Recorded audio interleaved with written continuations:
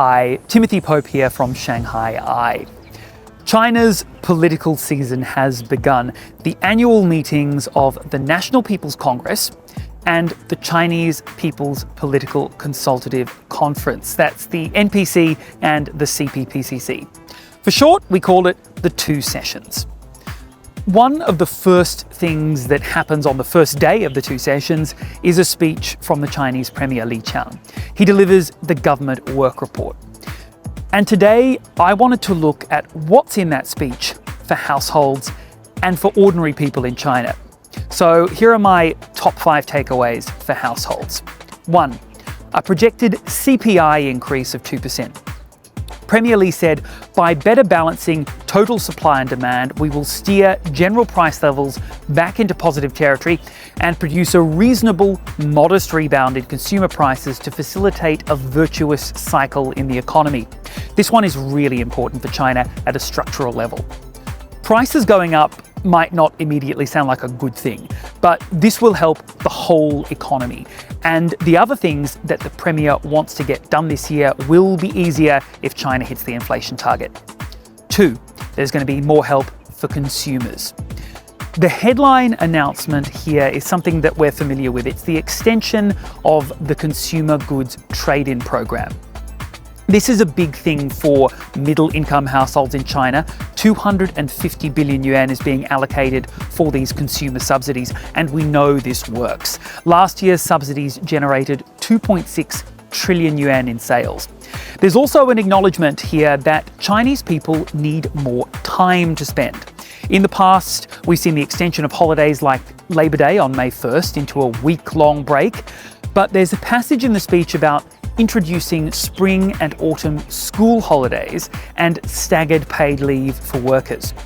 This feeds into growing holiday and leisure consumption. Premier Li also said that China has got to do away with excessive restrictions on consumption in culture, tourism, sports and healthcare, and also make the country a top shopping destination for tourists internationally. 3. The social safety net. The government has made moves to top up medical insurance subsidies by 24 yuan per person and the minimum basic old age pensions by 20 yuan per month. There will also be a new voucher scheme for elderly care services, an expansion in childcare subsidy programs, plus improved maternity and paternity leave, and also housing support for first-time married couples and families with children.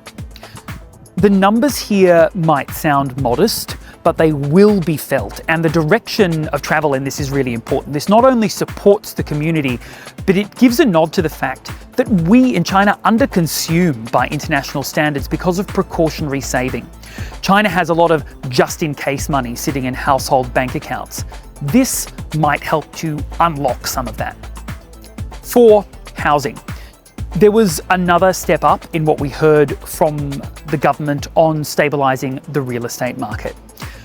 For most Chinese households, their home or their apartment is their biggest asset. There's going to be more action from the government to draw down existing stock of what they called commodity housing, unsold stuff, and turn it into government subsidised housing, getting it off the commercial market and reducing supply. There's also going to be more support for first-time home buyers and for young families seeking to buy homes. Restoring confidence in the real estate market would have an absolutely massive effect on the Chinese economy, just by changing the way that people feel about the assets that they already own. 5. Job creation and wage growth.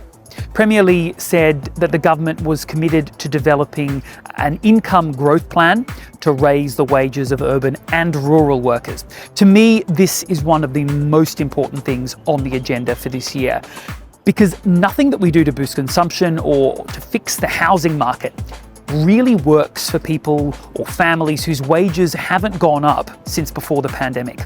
The government has set a target for 12 million new urban jobs this year, and the Premier said that policies will be brought forward to include new forms of employment. So gig workers and flexible workers, they're going to be folded into China's social security programs, and that increases their week-to-week and month-to-month financial certainty. Wages were one of the government's main targets for 2026. Premier Li said personal income growth in step with economic growth. If we look at all of these 5 things together, boosting consumption really is the underlying thread. And these are areas which have been holding Chinese consumers back from unleashing the nation's full and considerable spending power. Price stability, the safety net, asset values, income security, and subsidies. The government work report is tackling this issue from these 5 angles, with potential for really meaningful impacts for households. The government work report is one of the most closely watched speeches of the whole 9-day event. During that speech, Premier Li also spent a lot of time talking about the next 5-year plan, the 15th 5-year plan. I've already done a series of videos on that, so check those out if you haven't already.